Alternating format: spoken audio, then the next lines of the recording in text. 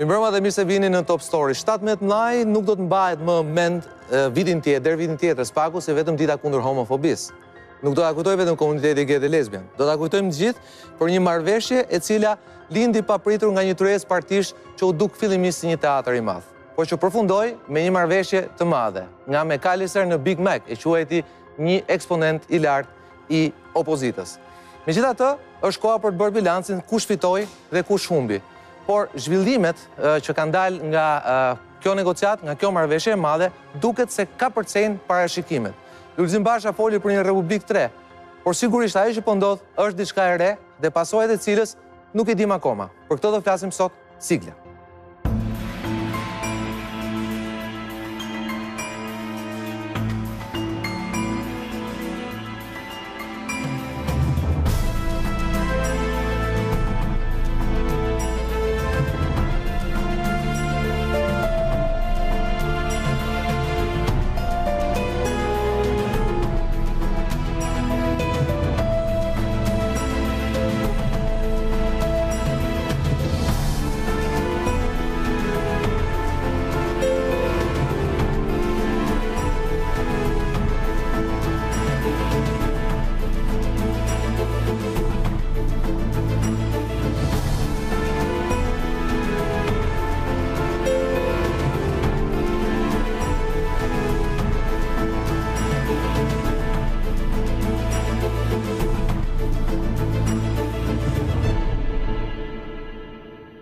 Ashtu siç edhe e njoftoi Top Channel 10, Top Channel ka qenë i vetmi që e ka thënë që në orët e para të mëngjesit që do të kishte një marrëveshje, ndërkohë që të gjithë tjerët i humbën shpresat. Në farë mënyrë edhe ne që jam lajmin i humbëm shpresat se diçka e tillë do të ndodhte. Në fakt Top Channel e ka ndjekur gjithë këtë situatë hap pas hapi. Gazetarja jonë Elona në fakt është heroina e transmetimeve direkte dhe ka ndjekur zhvillimet për gati 12 orë rresht për shumë javë të tëra me radhë. Ajo ishte mbrëm pikërisht kur Lulzim Basha dhe Edi Rama dolën dhe shpallën themi marrëveshjen e tyre. Le ta ndjekim.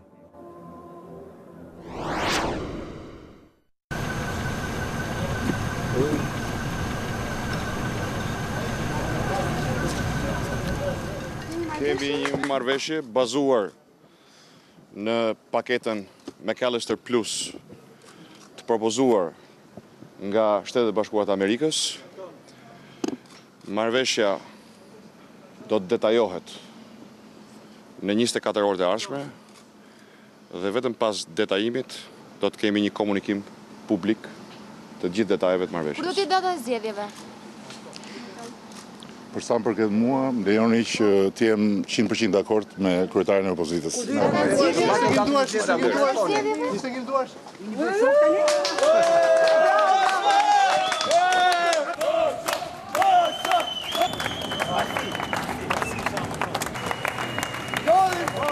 E pavëntueshmja e 3 muajve më parë, sot është realitet.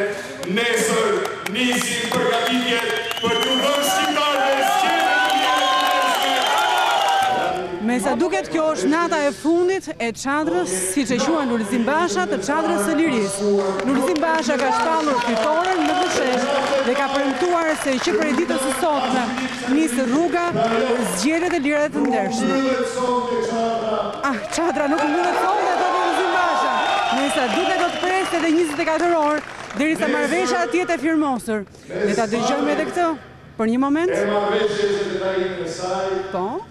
Ne do t'jemi gjithë tu bashku për çfarë. Atëherë do të festojnë fitoren kur marrëveshja të jetë e firmosur dhe çadra me sa duket do të mbyllet në 18 maj. Për Top Channel në natën e fundit nga çadra e lirisë, Elona Meço. Elona mirëmbrëma dhe urime për stand-upin e vitit.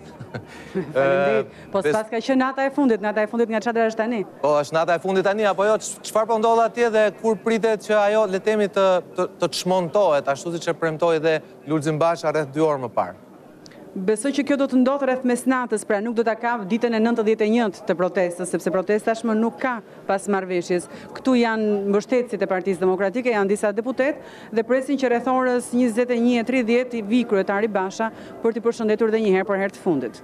Elona, Lulzim Basha e quajti fitore dhe fillimin e një temi marrë Shqipëri pra drejt asaj që e quhen triumfi i Republikës së Re. Por realisht ai është kritikuar ashpër nga ata që nga shumica dërmuese e analizëve cilët e kanë mbështetur gjatë tyre 90 ditëve. Pra, ja kanë interpretuar ato që ai e quajtë fitore si humbje. Po ti si mendon cila është e vërteta? Po në fakt, unë nuk i kam dikur analistët, por në fakt Lulzim Basha këto 3 muaj ju ka dhënë njerëzit të besojnë vërtet se do të kishte një qeveri teknike. Qeveri teknike pa Edi Ramën kryeministër. Një gjysmë qeverie teknike u bë, por me Edi Ramën kryeministër. Megjithatë unë besoj që nuk është kjo pjesa më e rëndësishme.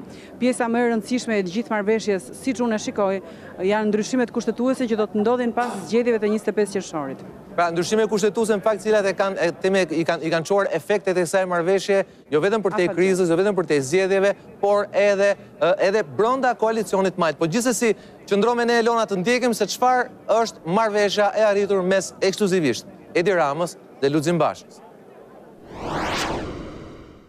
Në të njëjtën minutë, të sinkronizuar selita e Partisë Socialiste dhe Partisë Demokratike shpërndan marrëveshjen politike 18 maj 2017 me propozimin e Partisë Demokratike dhe të pranuar nga Partia Socialiste. Edi Rama dhe Lulzim Basha pas takimit për më shumë se 5 orë zgjodhën të mos flasin për mediat, por marrëveshjen e kanë hartuar qartë. Ajo nis me një falënderim dhe mirënjohje për Shtetet e Bashkuara dhe Bashkimin Evropian për kontributin e tyre për zgjidhjen e situatës politike për zgjedhjet e vitit 2017. Palët konfirmojnë vullnetin e tyre për dialog të drejtë për drejtë, si shprehje domosdoshmërisë për një nivel të ri të dialogut politik në vend. Në këtë kuadër, palët angazhohen për institucionalizimin e dialogut mes kryetarit të majorancës dhe kryetarit të opozitës. Burimet thonë se kjo do të thotë takim periodik Edi Ramës me Lulzim Bashën. Angazhimi i palëve për zgjedhje me standarde demokratike do të jetë pjesë thelbësore e kontributit të përbashkët dhe të vazhdueshëm të palëve në kuadër të çelës së negociatave dhe përparimit të vendit në procesin e integrimit evropian të Shqipërisë. Marrëveshja nis me zgjedhjet, ku partitë sugjerojnë presidentit të Republikës që të dekretojë datën e re të zgjedhjeve, më 25 qershor. Do të nisë regjistrimi menjëhershëm i partive politike të opozitës dhe regjistrimi i listave shumë emërore të partive të opozitës brenda datës 26 maj 2017.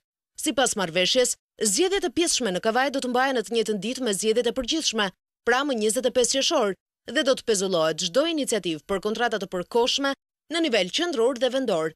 Pika e dytë e marrëveshjes së dakordsuar mes palëve është qeveria, ku bie në sy fakti se kryetari i Lesis Petrit Vasili del jashtë kabinetit. PD do të marrë zëvendës kryeministrin dhe 6 ministri kyçe, ministrinë e brendshme, arsimin, shëndetësinë, ministrinë e mërqënies sociale dhe rinisë, financat dhe drejtësinë. Emrat do të miratohen nga Partia Socialiste. Opozita do të propozojë dhe kandidaturat për 5 drejtori, OSHE-n, Aluiznin, hipotekat, burgjet dhe Agjencinë e Zhvillimit Bujqësor Rural.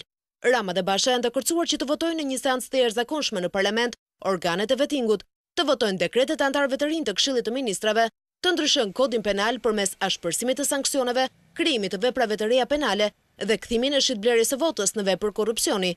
Të forcohet kuadri ligjor për financimin e partive dhe votimi i anëtarëve të Këshillit të Ministrave, anëtarëve të organeve të vettingut dhe i legjislacionit të parashikuar në këtë marrëveshje do të kryhet në të njëjtën seancë të jashtëzakonshme të parlamentit.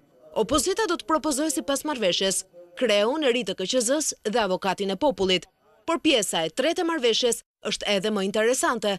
Bëhet fjalë për ato që quhen reformat kyçe, që do të votohen me fillimin e punës së legjislaturës së re. Mes tyre reforma kushtetuese dhe zgjedhore, ndërsa futja e teknologjive elektronike për votim dhe numërim mbetet për zgjedhjet pasuese.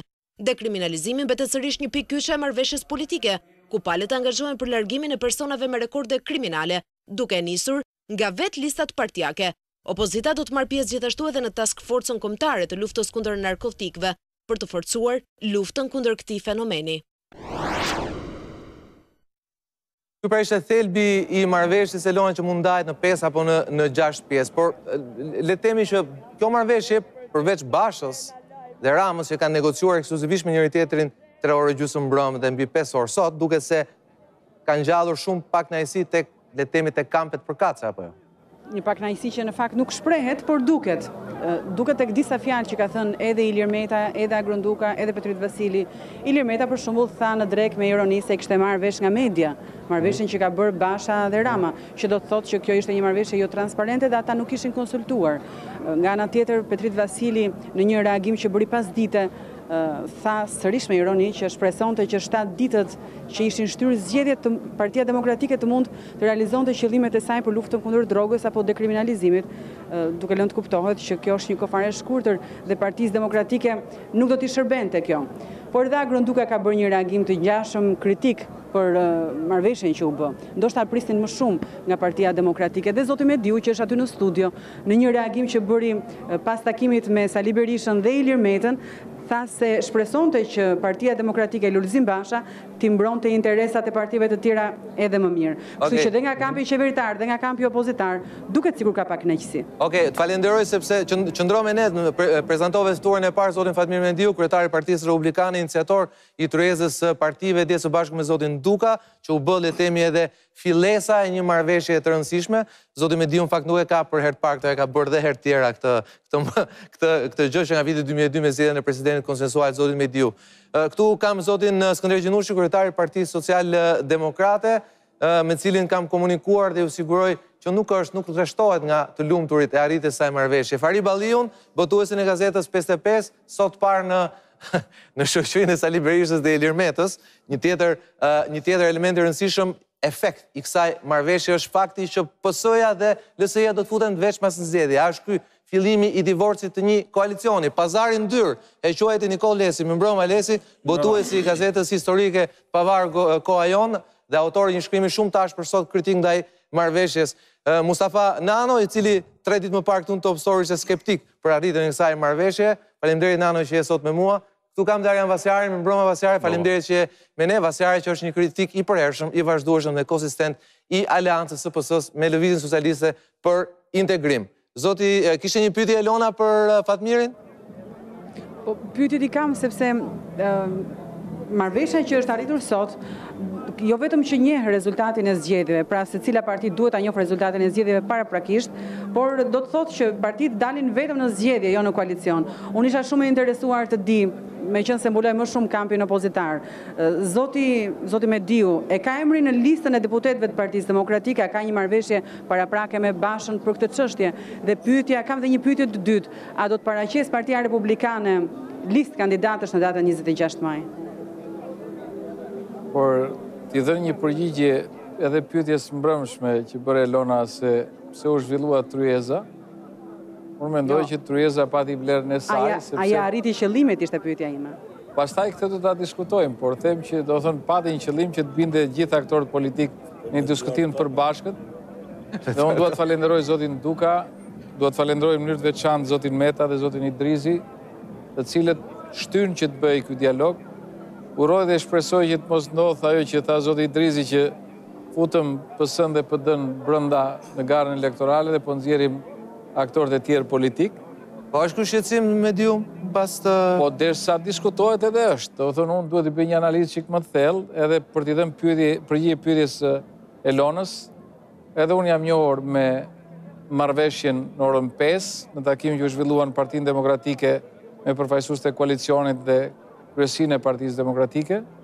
Është një marrëveshje gjatë, në këndvështrimi im elektoral pajtohem me Elonën që duket që subjektet politike dalin më vete, dhe brenda kësaj mendoj që ka nevojë për një analizë, do të thënë, tonën elektorale, edhe në raport me Partinë Demokratike. Zoti Basha, në takimin që patëm me përfaqësuesit e opozitës, garantoi që ajo marrëdhënie që tashmë njihet shumë e qëndrueshme e gjithë aktorët e opozitës me Partinë Demokratike, do të kishte vlerësim pozitiv edhe nga pikpamja elektorale. Forma dhe mënyra është për ta diskutuar, por ajo që unë mendoj në radhë parë, si kryetari i Partisë Republikane, kam detyrimin që shikoj dhe të analizoj në këtë këndvështrim kësaj marrëveshje se kush është pozicioni elektoral i Partisë Republikane. Padyshim duke mos neglizhuar asnjëherë atë që ne jemi përpjekur gjithkohës që opozita garantojë zgjedhje lira të ndershme në pjesëmarrjen e saj në proces dhe njëkohësisht një sukses të mundshëm elektoral. Mediu, pra, ishte fitore, nëse më përgjigjesh me një përgjigje sa më të shkurtër, ishte kjo një fitore e opozitës ka disa këndvështrime për ta parë. Unë mendoj që ishte një fitore apo fitore e Partisë Demokratike dhe Lulzim Bashës? Partia Demokratike është partia më e madhe e opozitës, do të thënë, edhe sikur them unë që nuk është fitore e opozitës, duke qenë partia më e madhe, padyshim që do të thënë PD-ja përfaqëson opozitën. Unë e thashë në takimin pas që pata me gazetarët pas një bisede me zotin Berisha, ajo që është e rëndësishme është se sa ka realizuar kauzën e saj opozita nëpërmjet kësaj marrëveshje, që kanë qenë zgjedhje lira të ndershme dhe minimizimi i efekteve të krimit organizuar dhe trafikut drogës në këtë proces, sepse po të rikthejmë dhe paketa McAllister, kur na plus që na u propozua nga zoti Ojti dhe ambasadori Lu, ishte pikërisht në këtë këndvështrim, që ne duam të jemi së bashku edhe me opozitën luftën kundër trafikut drogës dhe krimit organizuar. Tani, Ministri Brendshëm, Ministri Drejtësisë, Ministri Financave, nuk mendoj që ndodhin Ministri Arsimit, e quaj sukses, ajo që është e rëndësishme është sa garanton pluralizmin real në garën zgjedhore, sa garanton votën e qytetarëve, sepse në thelbin tonë kushtetues është demokraci pluraliste, sa garanton votën e qytetarëve që ata të kenë konfidencë dhe njëkohësisht votojnë si qytetarë lirë, dhe në mënyrë të padiskutueshme se sa gjithëgjatësi ka. Po patjetër, Nikoll, zoti Lesi, po patjetër. Fatmirin e respektoj, jo se është këtu, por nuk jam dakord me një pikë që e pohoj vetë kur tha që organizuam bashkë me partinë agrare, pra Agrondukën, ftesën për partitë parlamentare apo. Dhe tha pastaj, më korrigjoj ose të ndryshova në ligjërat të drejtë, që e mora vesh në orën 5 sot pasdites se çfarë kanë biseduar Basha dhe Rama që ti ke ftuar. Jo vetëm unë. Dhe pastaj Jo vetëm zotë Mediu, gjithë. Zoti Meta, gjithë opinioni publik, media, ta s'kush ka ditur asgjë. Mediu e ftoi palët për të ardhur në turezën e tij. Pra ato quhen të ftuarit e turezës së Dukës dhe të Fatmir Mediut. Dhe ato të dy i nxjerrin për jashtë të gjithë, mblidhen kokë më kokë 3 orë në mesnatë dhe 5 orë sot, dhe këtë Mustafa Fatmir se je kryetar partie me eksperiencë, nuk mund të justifikosh që e mora vesh sot. Mund t'ja përgjigje. Pastaj ma fal ose s'ma fal. Nëse do t'jesh realist. Nikoll, atëherë po ju sqaroj. Do të thonë në gjithë këto ditë një kryetar një partie të djathtë tradicionale. Zoti Lesi flet edhe në cilësinë e një ish kryetari partie, Tani ke rreshtuar ndoshta gabim si nuk kam pjesë e çadrës, unë kam marrë cilësinë e drejtorit gazetës Kohën, kam ditur nga politika. Jo, nuk kam rreshtuar gabim, nuk kam rreshtuar gabim Nikoll, po ka që janë vendet. Kjo marrëveshje sotme është një pakt i pisët pazar me sakt mes Lulzim Bashës dhe Edi Ramës, nga ku ka fituar Edi Rama nga ky pakt. Lulzim Basha, të cilin e realisht e çmoi për vlerët e tij europiane, por në këtë rast ai ka bërë pazar me çadrën dhe shiti çadrën. Ky është mendimi im, sepse për 7 ditë që shty u zgjedhet ai, zoti Balliu lutem, 7 ditë shty u zgjedhet, kërkoi shtator dhe Rama ja shtyu vetëm një javë. Shtyu 6 ditë, po mori 6 ministra. Po mori 6 ministra, po i dha dhe sa drejtor të përgjithshëm, që i dha një akuzë publike që drejtorët i mori opozita për para, për tendra, për çfarë i mori? Edhe nëse Basha nuk i ka marrë për këtë arsye, besoj që si ka marrë për këtë arsye, po loja Ramës me fines i tha, merr ministrat, merr këto drejtor tendrash, hipotekë, aluizëm, çaj duan, lidhen me standardet zgjedhjeve. Çfarë lidhet? Ky është një pazar fund e krye mes dyve, që i pari do ta haj Fatmiri, Gon Duka që organizoi me radhë të tjera. Po atëherë një replikë shkurtër sepse që të kalojmë tek tema e të kalojmë tek tema që ngriti Lesi. Vetëm thej përgjigjen për atë që më tha zoti Lesi. Do të thonë, unë padyshim që e vlerësoj shqetësimin tuaj, por po ta them që së bashku me zotin Duka, edhe me zotin Meta, edhe me zotin Kriza që kemi konsultuar, kemi pasur një qëllim, që të gjithë si forca politike diskutonin në mënyrë të përbashkët mbi paketën McAllister që ishte propozuar nga Ojti. Dhe të gjitha forcat politike me përjashtim të zotit Rama ka qenë dakord me paketën. Dhe unë këtë qëndrim e kam deklaruar në mbyllje të takimit të tryezës që bëm. Pra, për mua, kjo tryezë ishte e rëndësishme për treguar kush ishte problemi dhe kush ishte zgjidhja. Dhe këtë e kam bërë prezente përbalë gjithë opinionit publik me mbarimin e tryezës. Nuk është as në autoritetin tim, as mundësin time që të pengoj një takim ndërmjet Bashës se fundi ishte edhe pjesë e qëllimit, është ata dy zoti Rama për hatës vërtetës e ka thënë që në fillim kërkesën e tij që unë kam marrë për të respektuar tryezën dhe për të folur me zotin Basha. Me zotin Basha. Është vërtet. Dhe të gjithë pjesëtarët e tavolinës kanë thënë që është një gjë e blefshme që të vazhdojë. Pastaj analiza e marrëveshjes, padyshim dhe unë kam analizën time, prandaj u rezervova dhe në pyetje që bëri Elona, sepse dua vërtet që ta lexoj të analizoj si nga këndvështrimi elektoral dhe në ato pikpamjet kauzës që kemi shtruar ne deri tani. Po, atëherë fjala për Gjinushin, po Gjinushi. Tani I lumtur nga kjo marrëveshje Gjinushi? tani pastaj do të themi si jemi. Por Dhe ti dhe s'dukesh se qesh gjithkohë. Po. po tani me që hoqi luli pra. Pra, e vetmja fitore ose gjë pozitive në këtë marrëveshje është që opozita ju në zgjedhje. Pjesët e tjera pastaj janë për tu diskutuar. Sepse në drejtim të asaj çka për cilën u bë lëvizja apo protesta me radhë, apo bllokimi, ishte për të përmirësuar procesin zgjedhor. Në fakt, procesi zgjedhor në ana juridike njerëz sot për sot rezulton skandal. Dhe i papranueshëm. Pra, sepse nuk është zgjidhur fare juridikisht se si do rivendosen në afatet e shkelura. Dhe nuk mund të pretendosh me një marrëveshje politike të shkelësh kodin, të shkelësh kushtetutën, të shkelësh pra gjithë parashikimet, dhe mbi të tëra pastaj, që është një hile e madhe politike, është që s'mund përjashtosh ti koalicionit. Në mënyrë absolute. Pra, kjo është një e drejtë universale, është një e drejtë që e jep kodi zgjedhor, është një e drejtë që jep çdo kod që ushtron zgjedhje të lira dhe të ndeshme, dhe këtu pastaj flet për një lojë politike që nuk shkon. Dhe unë nuk e di si me ç'bazë presidenti i Republikës për shembull do shtyjë një javë zgjedhje. Po, se ishte edhe kërkesë I cili absolutisht nuk mund të shtyjë një javë dhe të lej 32 ditë për listat zgjedhore. Afati 42 ditë është afat për popull. Minimumi 42 ditë para, thot kodi, mbyllen listat. Dhe 42 ditë janë njoja e njerëzve me votuesve me atë që do zgjedhin. Gjinushi... Ta e bëjnë 32 ditë. Presidenti i Republikës mund t'i bindet një urdhri të tillë para. Dyta, Po, nga ana tjetër presidenti i Republikës ka qenë pjesë e përpjekjeve për konsensus, dhe nuk mund dali presidenti kundër konsensusit. Me konsensus janë bërë të pavarur. Me konsensus është bërë dushku. Pra shumë konsensuse kanë shkel kushtetutën në Shqipëri. Dhe nuk jemi më në periudhën se Republika e Re presupozon që mos bëjmë konsensuset mbi kushtetutë dhe mbi ligj. Dhe pas një lëvizje 3 mujore për zgjedhje lira ndeshme, ta bëjmë procesin komplet i legjitim. Çojmë në kolegj, a janë të ligjshme listat për një ditë, dhe pastaj me vendim politik i shtyjmë afate 20 ditë. Jo vetëm shtyjmë afatet, po shtyjmë afatin e regjistrimit partive të opozitës. Të opozitës. Pra, jo të gjitha partive. Po kush urdhron? Po mirë, si ndaj një kush quhet opozitë? Ç'a ligj është ky? Ç'a rregull?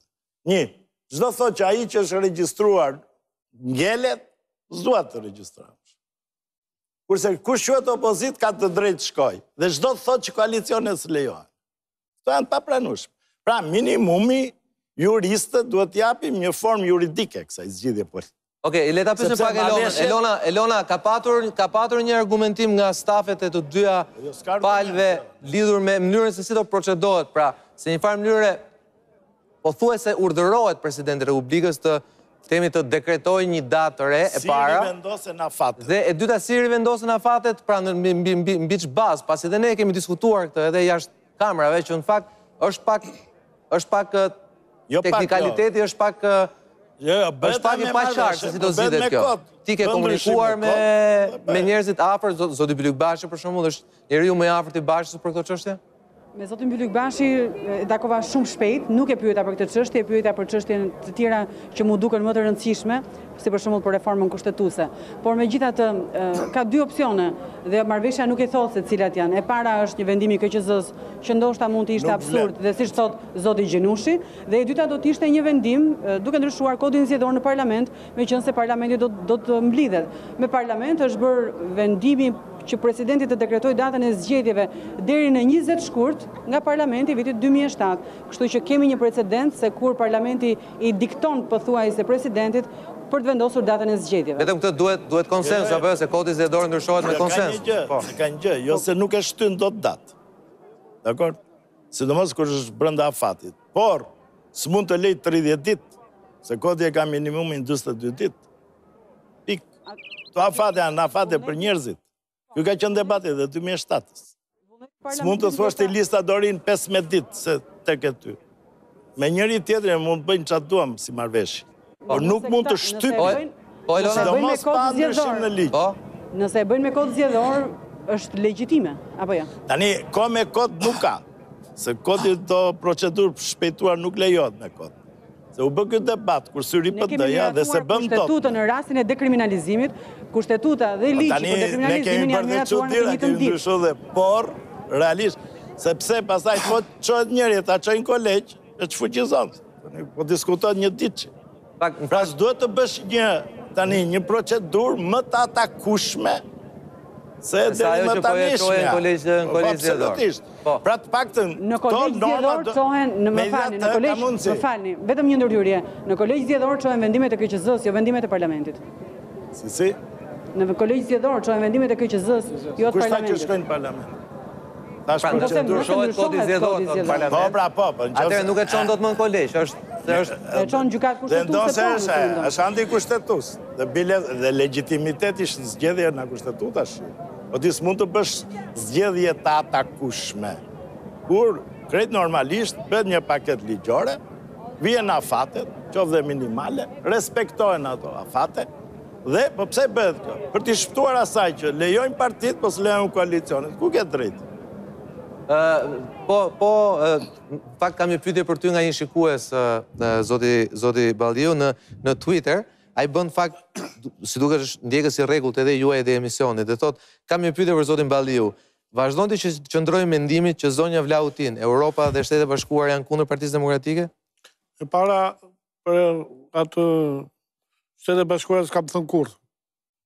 Zero. Kam thënë për Vlautinin. Në Amerikën se e para. Edhe për këta europianët. Jo, kam thënë për do të them prapë tash. Me Amerikën. Kjo është një ngjarje shumë e madhe. Po. Edhe si e tillë kjo ka këndë shikimi të ndryshme dhe halle të ndryshme. Nga teknikalitetet që po themi këtu, të cilat kanë pjesë në vend të drejta këto. Edhe deri te gjëra të tjera. Unë mendoj që opozita ja doli që një regjimi arrogant, me precipitime serioze antidemokratike, me kriminalizim të administratës, me drogë në balë të planetit, duke konkuruar kontenierët e Kolumbis, opozita ja doli kur pakush kishte besim të Çadra dhe të zoti Basha, të dy, duke ngritur njëri tjetrin, ja dolen që këtë njeri ta detyrojnë të kryeministër, që është kampion i urrëtijes për opozitën, ta detyrojnë më në fund të thotë unë jam 100% dakord me kryetarin e opozitës. Pra goditi regjimin e vjetër duke bërë pjesë e tij? Një sekond. Ja doli të bëhet pjesë e kësaj. Ky ja doli që këtë njeri ta uli këtu për hir të mbrojtjes të Shqipërisë, të shoqërisë shqiptare dhe të demokracisë. Dhe nga kjo pikpamje, kjo është një sukses shumë i madh, edhe i kryetarit të Partisë Demokratike, dhe i bashkëpunëtorëve të vetë, dhe i Çadrës, dhe i aleatëve të cilët kanë qenë një faktor i fuqishëm që nga Mediu, që nga Duka, Gjana apo Noka, të gjitha partitë që e mbështetën atë. Në këtë pikpamje, unë dua të them që të marrim ato që erdhi si e mirë e kësaj përpjekje të madhe opozitare, sepse ajo zhbëri një komplot të vërtet, i cili kishte për fat të keq furnizime oksigjenike edhe nga zonja Vlautin dhe një nomenklaturë e caktuar e Bashkimit Evropian. Dhe kjo çadër, ky Lulzim Basha dhe këta aleat e zhbllokuan ato. Fahri, nuk e dia e kemi statusin e Vasilit, po zoti Vasili thatë i uroj opozitës që t'i përdori këto 7 ditë të çmuara deri nga fillimi i fushatës. Një sekond. Se këtu jemi. Që të realizoj qëllimet e saj për kauzën e zgjedhjeve të ndershme. Do më pyeten, duke nisë nga ajo që thoni ju dhe nga komenti apo sarkazmi i zotit Vasili. Tani që opozita si shtati i zotit Basha ja doli që këtë regjim t'i futet brenda, ta uli kryeministrin thotë që jam 100% dakord me zotin Basha. Pra, tashmë mund thuhet që kjo kauz fitoi dhe droga, korrupsioni, administrata nuk do ndikojnë rezultatin e zgjedhjeve? Duke filluar... Fitoria, kjo do ishte fitoria. Duke me që përmendë zotin Vasili, në qoftë se s'do kishte vajtur zotin Vasili dhe PDU-ja dje, Edi Rama nuk do të shkonte. Dhe në djenin time ka bërë një luftë heroike me stilin e tij që të mos zënë, por integriteti i lartë i Vasilit dhe i PDU-s e bëri që ta detyroj atë që të vej. Dhe për këtë, kjo është një merit historike e kryetarit të LSI-s të zgjedhur dhe e kryetarit parlamentit dhe presidentit të zgjedhur dhe të PDU-s. Prandaj, një minut. Zoti Rama e nxori nga qeveria pa e çuar mesazh, ëh? Zoti Rama do t'i bëj edhe me Lulin, edhe me të gjithë, nuk kam unë dyshime për atë. Prandaj duhet të them këtë gjë. Që nga ora 12 e sotëm, që tash mbaroi festa. Maroj këj problemi. Që ka 12 e sota, Edi Rama është i njëjti njeri. Edi Rama prap do t'i përpiqet i vjedhë zgjedhjet. Edi Rama prap do t'i shfrytëzoj parat dhe strukturën në narkotrafik për të marrë votat.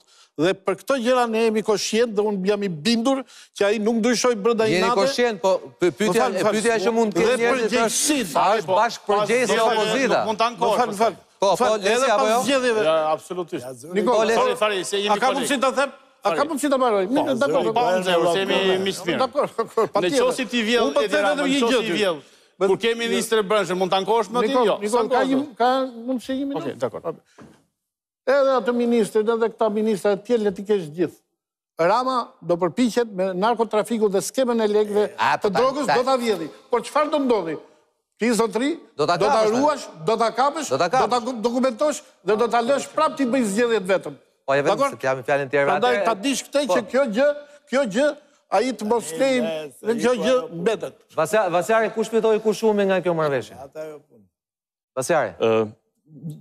Desha shpejt të replikoj pak me zotin Balliu, sepse nuk e kuptoj logjikën që zoti Basha ka fituar dhe zoti Rama do t'i vjedhi prap zgjedhjet. Nuk arrit ta kuptoj këtë.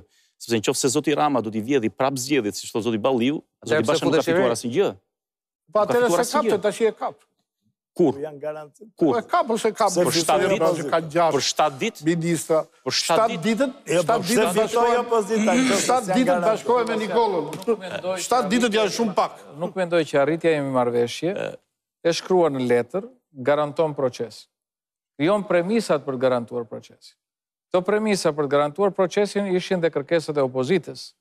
Ne tash jemi në fazën e sa implementueshme do të jetë e gjithë marrëveshja. Po s'ka numrim, votim, biometri, gjithçka është për zgjedhjet e tjera. Nuk është vetëm ajo. Do në letë kujtojmë edhe njerë kauzën e opozitës. Kauza e opozitës ka qenë... Arjan, kemi qenë këtu, dhe më keni pyetur, kemi kauzë, po, kjo ka qenë, zgjedhjet lira të ndershme. Kishte 2 rrugë. Rruga e konfliktit dhe përplasjes për mos lejuar një proces manipuluar, dhe rruga për të bashkëpunuar, për të garantuar një optimum ose minimum garancish për qytetarët për të votuar. Okej, tani të sqarojmë pozicionin që mos do të keq kuptim. Unë bëj pjesë tek ata që jam shumë i lumtur që ka ndodhur kjo marrëveshje e pare punës. Dhe jam kundër një lloj kori që është krijuar sot, në fakt ka qenë edhe dje edhe par dje, po sot dori gjithë qelbin e tij, një kor i hienash, të cilët janë vërsulur qoftë Ramës, qoftë Bashës, duke i thënë edhe sot kur ata kanë arritur marrëveshjen që pse u tërhoqet ju nga pozicionet tuaja. Dhe këtu nuk e kam tek aktorët politik, sepse janë drejt e tyre, këtu e kam tek aktorët mediatik të cilët dhe përgjithsisht tek bota e analizës, e kolumnistëve analizës. Nuk po merrem me fake news, sepse këto janë element dytësor. Por, bota e analizës për mua, në përgjithësi, se ka dhe përjashtime, ka dështuar në mënyrë totale dhe këtu nuk jam duke gjykuar të drejtin e tyre për të mbajtur anë. Kjo është një drejt legjitime, e respektueshme. Këtu jam duke gjykuar dhe duke thënë që kanë dështuar, sepse pikpamje e tyre për krizën ka qenë një pikpamje antidemokratike. Totalisht antidemokratike. Sepse në qoftë se ne do të thoshim që do të ishim stoik. Jo, që do të plotësoj, për shembull flas për emisionin tim. Ktu kemi qenë ka pasur shumë kritika ndaj çadrës. Por askush nuk e ka thënë që të zgjedhjet do të ishin më të mira pa opozitën. Sigurisht. Nga bota e analizëve dhe gazetarëve. Isha këtë duke thënë Sokol. Në vështrimin tim, unë do ta përmbledh me një fjalë. Ne sot na ka shpëtuar demokracia, na shpëtoi demokracia. Kriza u zgjidh kur palët pranuan demokracinë, pranuan komandamentet e saj. Se që ndodhi sot? Këtë që tha dhe reagimi i ambasadorit Amerikan. Okej, u e di. Që ka ndodhur? Praktikisht ka ndodhur dy gjëra themelore. Njëra palë pranoi një komandament themelor demokracisë. Nuk mund të ketë kur zgjedhje pa opozitën. Sepse në demokraci është opozita që legjitimon pushtetin. Kriza u zgjidh kur pala tjetër pranoi një komandament tjetër demokracisë.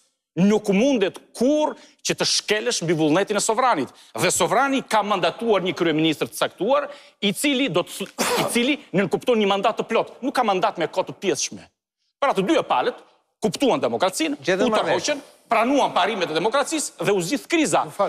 Diskutimi këtu është, nëse në këtë rast jemi duke folur për një sendërtim demokratik të vetëdijshëm apo të imponuar. Sigurisht unë besoj, e kemi thënë edhe këtu, Sokol, që unë besoj që ne zgjidhëm një krizë, por ende nuk mund të themi që kemi prodhuar progres, sepse kjo krizë është zgjidhur për shkak se ka qenë trysnia e jashtëzakonshme e faktorit ndërkombëtar. Nëse ne nuk do të kishim një trysni të jashtëzakonshme të faktorit ndërkombëtar, ne nuk do të kishim mbritur në këtë pikë. Megjithatë them që në të gjitha rastet, pavarësisht kritikave që mund të kemi, unë them që edhe ekzekutorët material, që janë Basha dhe Rama, sigurisht meritojnë lavdërime sot, meritojnë respekt sot për atë që kanë bërë. Ne mund të afusim në lentes që sot e deri në vijim se si do implementohet. E ka drejt Fatmir që thot, do shikojmë se si do implementohet, kjo është shumë e rëndësishme. Por ama ne nuk mund të themi sot, sepse do të ishim malinj, vërtet malinj, nëse do thoshim palët kanë bërë një akt antidemokratik, nuk është e vërtet.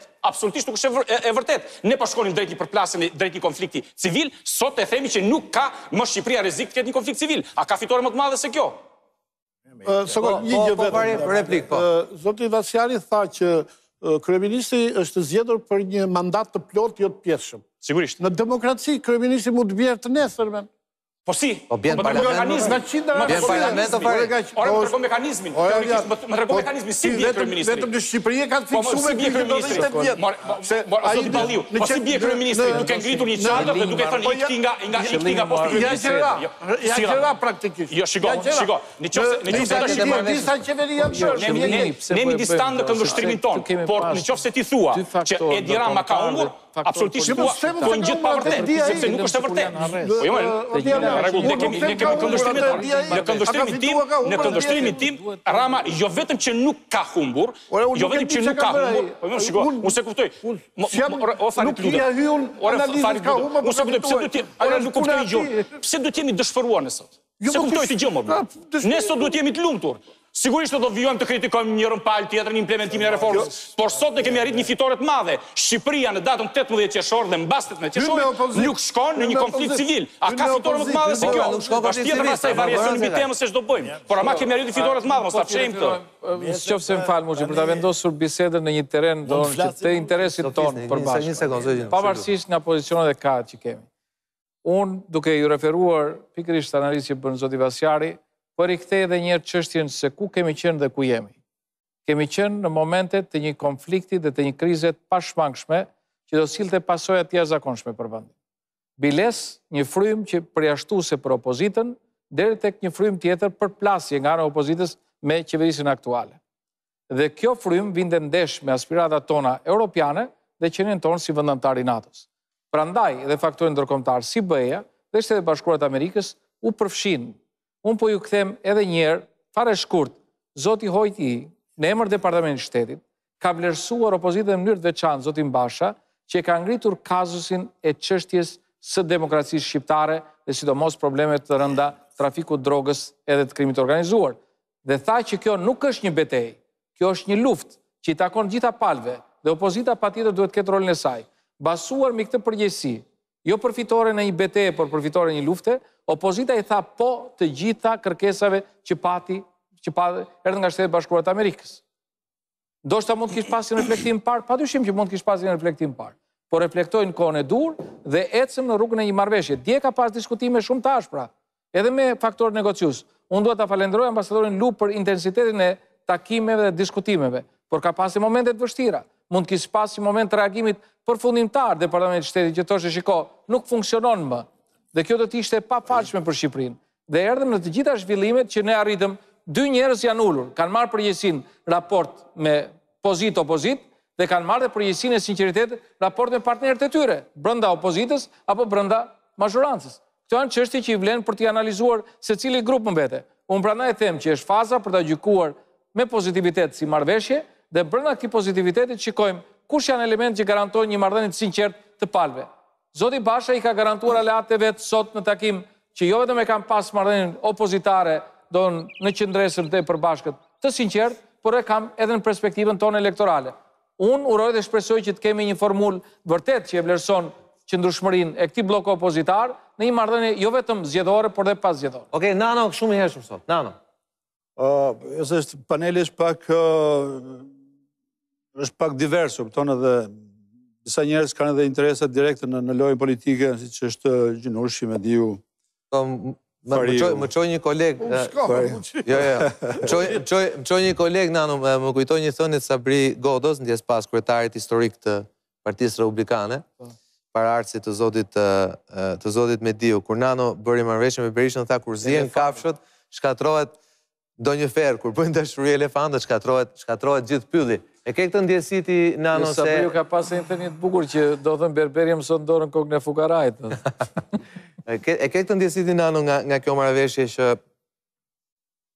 ka një shpëtim procesit demokratik, si shta Vasjari, por në long run, afat gjatë apo afat mesëm, rrezikojmë që sërish të jemi nga njët kemi dy të fuqishëm? Këtë dytën nuk e di sepse na mungon informacioni, nuk e dim çfarë është bizetuar, dhe kjo është një nga gjërat që s'm pëlqen në këtë histori. Mungesa transparencës. Po na e thon tani se ndërkohë që ishin duke bizetuar, okay, ishin vetëm, nuk ishim se ta merrin vesh, po mbasi kanë dalë duhet. Pa e zbardhën pra marrëveshjen. Marrëveshja ishte e detajuar. Jo, zbardhën marrëveshjen, po nuk dim. Zbardhën marrëveshjen për sot, motivimet aty. Për nesër, për pas nesër. Kjo marrëveshje mund të jetë bërë me inspirimet më të mëdha patriotike. Mund të jetë bërë, kupton, janë ullë të dy dhe janë ftilluar, janë ndriçuar në një moment caktuar aty, edhe kanë vendosur, do t'i shërbejmë vendin në, unë po supozoj që mund të jetë edhe kjo. Po mund të jetë bërë edhe me motivimet që thot Nikoll Lesi. Unë përfituroj dy situata aty. Një situatë është kjo, për qëndruar të variantën Nikoll Lesi. Të dy janë ullë përballë një tretit i ka thënë, ore mik, di çfarë bëjmë, a nuk ja fusim drejt vegjëlve, po na të çajnë kokën. Po në nëzinë jetër. Mo më kanë nëzinë jetën e Ilir Meta, edhe ti me gjithë të qere që ke nga mbrapa, edhe ndërkohë po t'jap ca gjëra, po e dilë sho të ca gjëra tjera, po ndërkohë, mbas gjithë bëjmë një aleancë bashkë, që do ishe legjitime gjithashtu, në kjo aleancë, po ta bënin. Një po tani mund t'ishte dhe variantin tjetër që do më pëlqen e mua, po që pak gjasa ka gjithë tjetë. Që dytë, Rama mund t'i thëmë Bashës, ore, nuk mendoj që ne dy jemi një gjenerat tjetër, e du të përvajsojmë këtë gjeneratë që ne jemi, edhe që të ndajmë nga i bosi që për të 17 ty, për edhe mund të ndajmë nga këto pleqët e mi këtej, po të heqim edhe pleqët e tjerë, të heqim edhe Ilir Metën, plak politikë, edhe Gjinushin, edhe të mendojmë qikë, në mënyrë impersonale, të ndërtojmë një shtetë, të ndërtojmë një administratë njëherë mirë, që kur vinë zgjedhjet mos ndrohet njëri, të ndërtojmë një polici njëherë mirë, që kur vinë zgjedhjet mos ndrohet njëri, edhe ta fusim edhe rrugën e zgjedhjeve normale në binarët e dur. Ka nuk e entuziast, je skeptik akoma? Të ndërtojmë edhe mjedis publik, ambasadorë, mos jem më të nevojshme, se në nëzin jetën. Nano, je entuziast, je skeptik, je... Jo, unë jam dyshus, me fjallë, atë që thot Vasjari, jam i knaqur që evituam një situatë që ishte e paparashikueshme. Jam shumë i knaqur, po nga ana tjetër, unë e kam shumë të vështirë që du jap medalje këtyre njerëzve, se kanë 3 muaj ca që ne kanë zirë jetën. Edhe të paktë medaljen t'ja u kursejmë. Duar të orkidin t'ja u kursejmë. Me këto batut, Nanos, publicitet e rikthejemi me njerë, se kemi kaluar konë. Kthejemi me njerë.